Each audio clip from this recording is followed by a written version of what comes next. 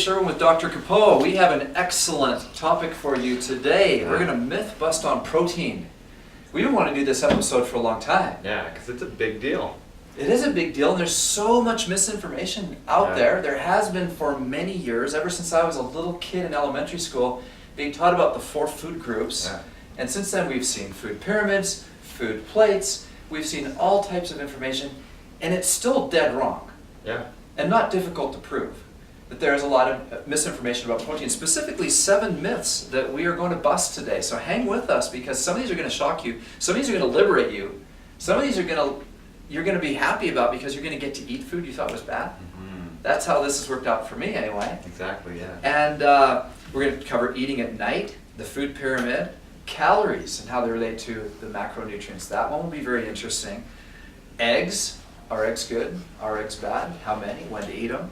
Red meat, and fats and carbs. All of this plays out because there's 3 macronutrients. There's fats, carbs, and protein. And we're going to talk about protein specifically in these 7 myths. So most Americans, I'm going to start with this, most Americans get that mix of fats, carbs, and protein wrong. Agreed? Agreed, 100%. And it's all because they've been taught from the wrong sources. You know, and I'm not going to get into a speech about the government here, but you know, when you get a big group of people that get together and they're trying to decide how to fit everyone into one big thing, you get a lot of things wrong. Okay, so one of those things is eating at night. We've been taught different things about eating at night. And again, one of those things that fluctuated. Some people say, don't go to bed hungry. Other people say, no, after your last meal, don't eat. You should let your stomach digest everything before you go to bed and go to bed hungry. And then a lot of us, we like comfort foods at night, right? Mm-hmm. For me, it used to be, back before I was training really seriously, it used to be cereal. I used to just love to have a bowl of cereal. What kind of cereal? Well, frankly, I like some of the weird ones. I'm from Canada, where we had Weetabix. We used to make Weetabricks. You can find them here in the U.S., but not everywhere. Grape nuts. I like grape nuts. So I wasn't too bad. I wasn't having like Fruit Loops. Okay. Well, sometimes I was. But cereal, usually healthy cereal, maybe Raisin Bran. I don't know what else. But anyways, that's what I used to do. Now, we talked about eating at night, and even you and I had some disagreement, misunderstanding on eating at night. But I went your way pretty quickly. So why don't you cover this, eating at night, what we should be eating, when we should be eating it. You're on. So one of the big things about eating at night that a lot of people, they freak out about anyways, is that, well, my metabolism slows down, way down, and so if I eat at night, then I'm going to get fat. Because my body's not burning those calories properly, it's going to store it as fat, all those other type of things, right? Yeah. Where actually, the metabolism does slow down a little bit, but it's still really active at night. Your metabolism is still going, because it's got to keep going to keep you alive, right? So is that myth, that's another myth really. I assume that the metabolism is way low at night. You're saying that is not correct. The metabolism is just barely slower during the night than it is in the day. Exactly. Yep. They've measured this through a lot of different research, and they've shown different numbers and how people, you know, depending on, it does vary a little bit too if you're like super active during the day, not as active during the day. It does vary. But pretty much it stays pretty even keeled throughout the night because it's got to keep you alive. So you need food before you go to bed. Yeah. What do you eat at what time? So me personally, what I love doing is I love doing a protein shake about an hour before I go to bed. And this is the actual protein that I use right here. And you've talked me into this protein. Yes. I'm a big fan. I used to be a big fan of whey protein. And so this is what you're doing, a Sun Warrior shake about 9 o'clock, which it's 9 o'clock for you because you go to bed about 10? Yep. So a person who goes to bed at 11, midnight, 1, 8, I don't know, everyone has different work schedules, life schedules, whatever. The bottom line isn't 9 o'clock, the bottom line is about an hour before you go to sleep. Is that the point? Yep. Okay. Yep, that's what I found, because it gives your body a chance to start getting the digestive juices going, getting that digestive process going inside the body, so that you're not going to sleep during that time. Okay. The body's already in process, and you're digesting that food now. And we're doing another video, standalone video for the Sun Warrior protein, so we won't go into great detail on this and why we're now fans and only using and recommending this protein. but quickly, 30 seconds on Sun Warrior. The awesome thing about this, it's raw, it's organic, non-GMO stuff. Very important. Very easy to digest. Not soy. Exactly. Very not important. not soy. Very, and it's vegetarian. And not whey, vegetarian. Yeah, it's And vegetarian. Vegetarians and vegans, They all can eat this. all can eat this. Yep. Outstanding. Okay, so an hour before you go to bed, you can eat at night. You should eat at night, and a lot of people don't understand that. And worse, they eat the wrong things at night. Those that do eat at night exactly. often finish off their day with ice cream, treats, Cereal. bowl of cereal, and I have been taking a shake at night recently, and I found I sleep better, Exactly. and I feel better, and protein keeps you full, whether it's from meat, eggs, shakes, whatever. Protein keeps you full longer than carbs. Exactly. Just because of the way that your body has to digest that. In fact, I'll give you a small example. I forgot my shake last night because I was out late at a booth that I was doing for my office. Yeah. So I didn't get a chance to do my shake, and then I had my huge workout this morning. It was bad. I was low on energy, but typically if I have my protein shake the night before my big workout, oh man, I don't even have to eat before my workout. I feel I can sustain through that process. I'm feeling really good, high energy, and it makes a huge difference. And I never eat before a workout in the morning. Yeah. So that's better for me too. Mhm. Myth number 2, the food pyramid. When I was a kid, it was the 4 food groups, and then it's a food pyramid, and we've got food plates, and we've got athletes like Ben Greenfield has a great visual of what he recommends, and so on. But can we agree that the food pyramid, even the one revised since 2005, which is the latest one that we're operating on, sucks? It does, majorly. Yeah. Yeah, and it's funny because the way that the pyramid used to look, basically what they did is they just turned it on its side. It's actually harder to read now. Yeah. I liked the old one better. So they turned it on its side, but they got things very, very wrong. And the government does that a lot, and is not really a great source of health information. As a matter of fact, it was the government pushes, I think in the 90s, against fat, low fat. Let's go low fat. Fat makes you fat. Which is a lie. Right. It's a complete lie. We need to get our information from good sources, not from massive committees that have other agendas and that have sources of income that skew their decisions. Right. Right? Exactly. So the food pyramid. We're going to refer to the show notes on this. Let's not go into great detail on it. Okay. Let's just keep it simple and refer you to the show notes. There is a pyramid by Dr. Price that is ancient. It's like he came up with these principles in the 40s. Right, exactly. In the 40s. And they're accurate. And when I say accurate, I'm talking about, for me, I'm very much into experimentation. I'm very much into trying stuff. I don't care what someone tells me. I'll go try it. I will experiment with it for several months and see how it works for me, which is what I recommend to everyone that listens to us. Right. Be your own greatest health experiment. Last year, I raced. I had my best racing season ever. I did 7 races. I won my age group in all but one, and I was in the top 10 in most of them. And I'm 47. I had college athletes behind me. It was a wonderful, beautiful Cool. thing, right? That's a cool thing. And it was based on a diet I bought from Ben Greenfield that was a fat-adapted athletic diet that was 60% of calories from fat, 20% from protein, 20% from carbs. And I felt better and raced better than ever in my life on that diet, which is completely different than the food pyramid we're being taught. Exactly. Yeah, you would think a person eating that type of diet would be a blob by the time they're done. You picture, someone said 50% of my calories come from fat, you picture a fat person. Yeah. Not the case. No, Now, if it's the wrong fat, I mean, I'm not saying you can eat Yes, just any yes, fat. that's Obviously, right, it's the yeah. right sources of fat. So the food pyramids here are show notes for the current food pyramid and for the correct food pyramid, and we'll just refer you to that. Calories. I just mentioned something about calories, that 60% of my calories last year came from fat, 20% protein, 20% from carbs. It sounds bizarre, but the reason why is because this is myth number 3 about protein, and that is when we think of food in terms of calories, we can really go awry when it comes to getting our fat, protein, carbs correct. Here's why. That diet I ate last year, picture a meal where I have a 4-ounce steak is about the size of a deck of cards. It's not a very big steak. We're not talking about a huge piece of meat here. Imagine a lunch that has a 4-ounce steak with a massive salad. I'm talking a big salad of field greens and cucumber and avocado, another excellent source of fat, and chia seeds sprinkled on top with olive oil and some vinegar for dressing. That was often a lunch that I had. That was a typical lunch I had last year during this training season I just mentioned.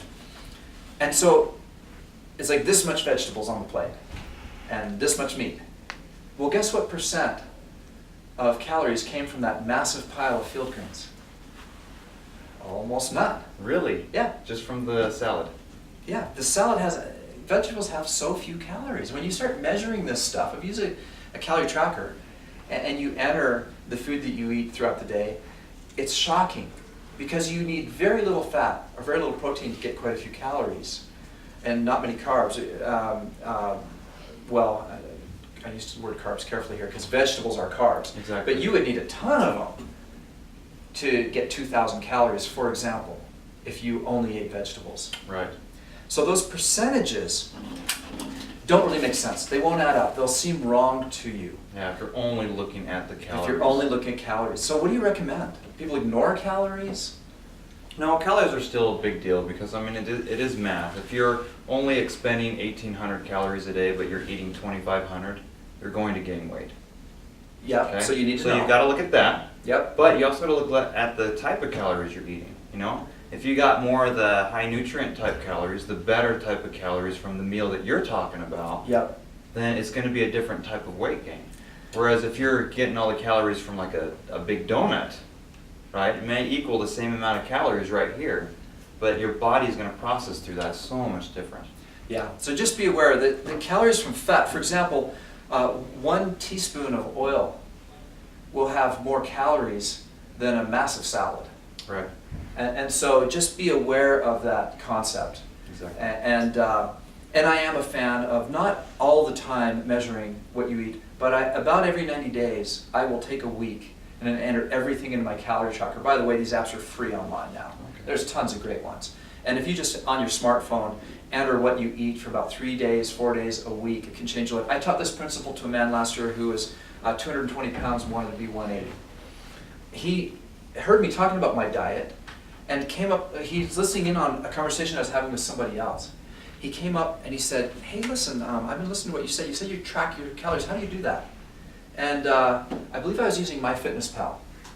So check that one out. There's many, so I'm not like endorsing any one of them.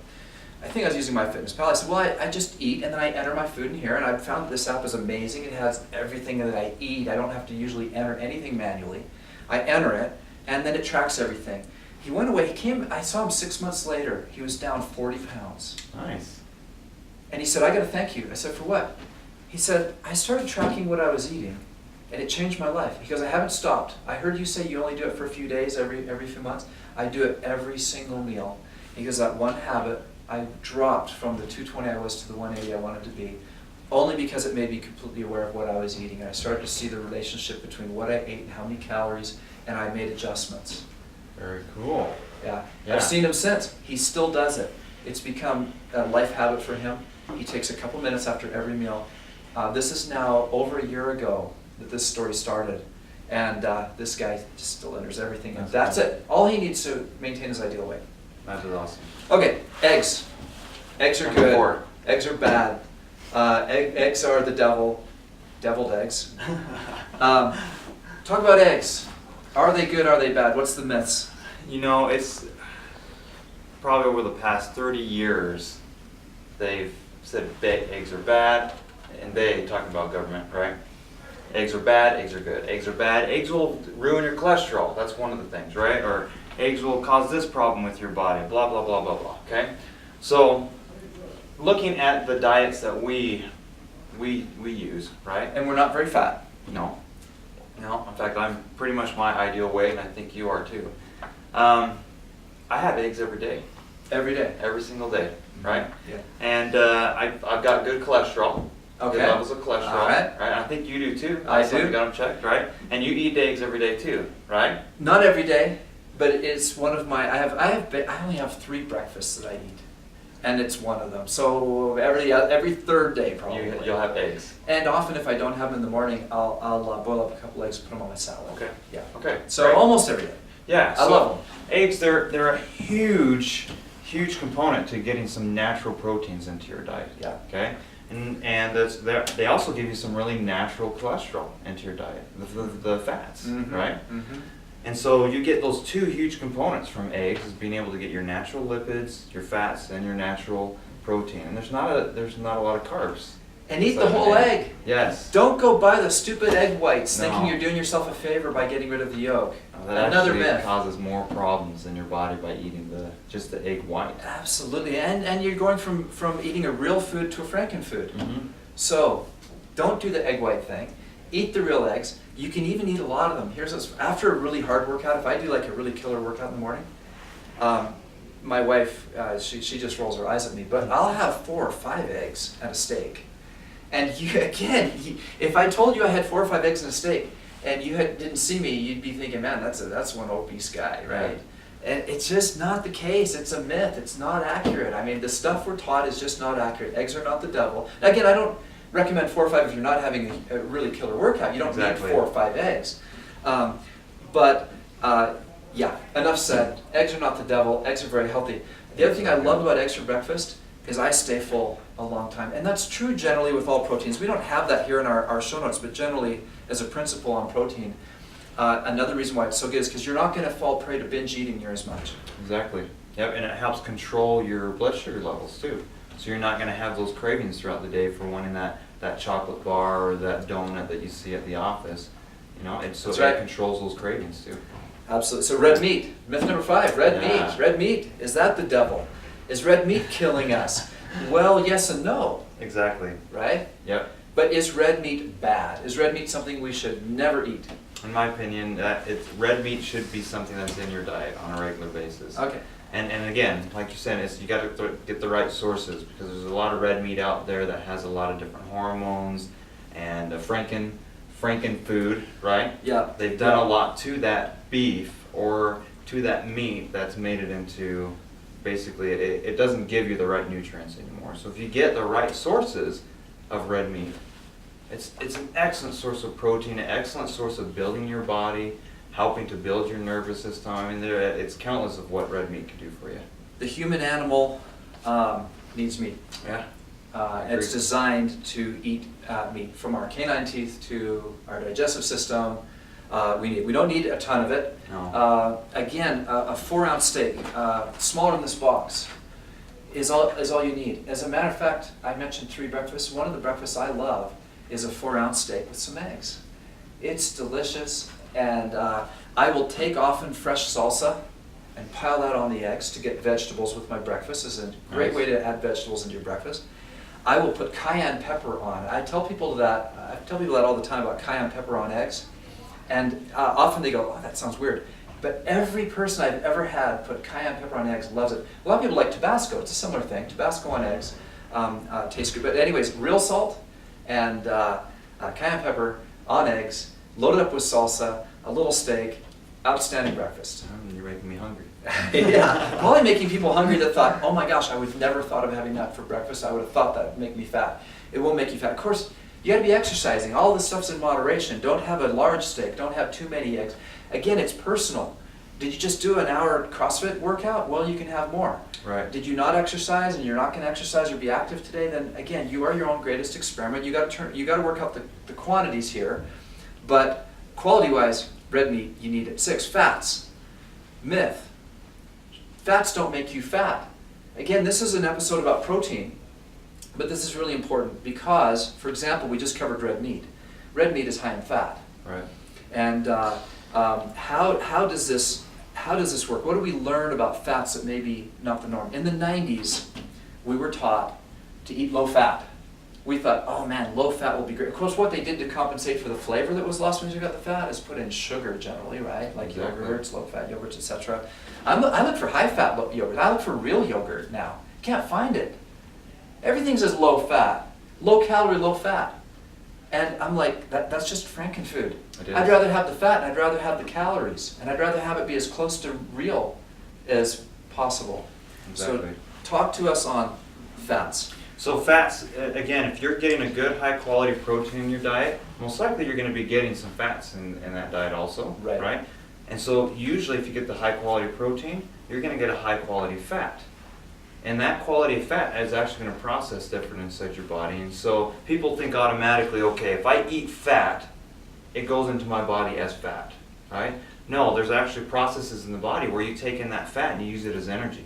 Yeah. And so you're using it just like as you would if it were a carb or protein. Which leads us right into the seventh myth, which is carbs. Mhm. And back to the food pyramid. The food pyramid would have us eating mostly carbs and not that Exactly. much protein and even less fat. In actual fact, that is completely wrong.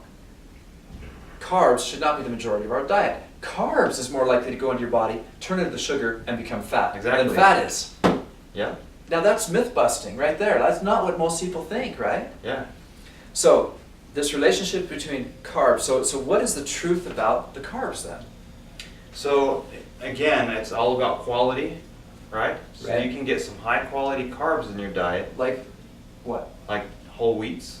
Okay? Really simple. Right. Whole wheat, right?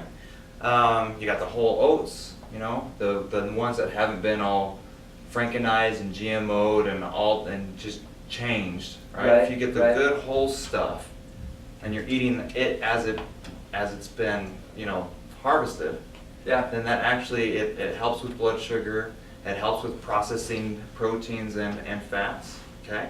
So again, carbs is about quality, but if you're going off of the current food pyramid that we have, if you eat that much carbs in your diet, you're going to create a lot of problems with blood sugar issues, problems with developing more fat in certain areas of your body that you don't You're going want. to have cravings that you're going to deal with. Exactly. Yeah. Yeah.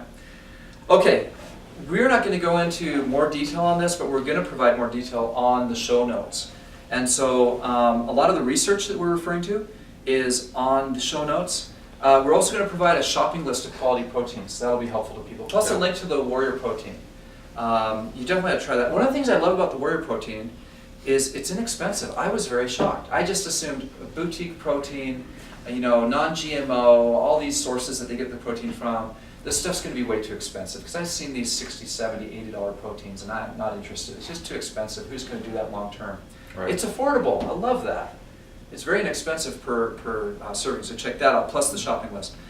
And amino acids. We didn't talk about amino acids or the science of how protein builds your body and repairs your body. But there's some really good and important stuff on that and some research on that we'll also put on the show notes, which there's a link wherever you're watching this video, whether it's on YouTube or anywhere else that we put it, I guess. There will be a link to these show notes. This is Dave Sherwin and Dr. Kepo'o wishing you massive health and success in your life.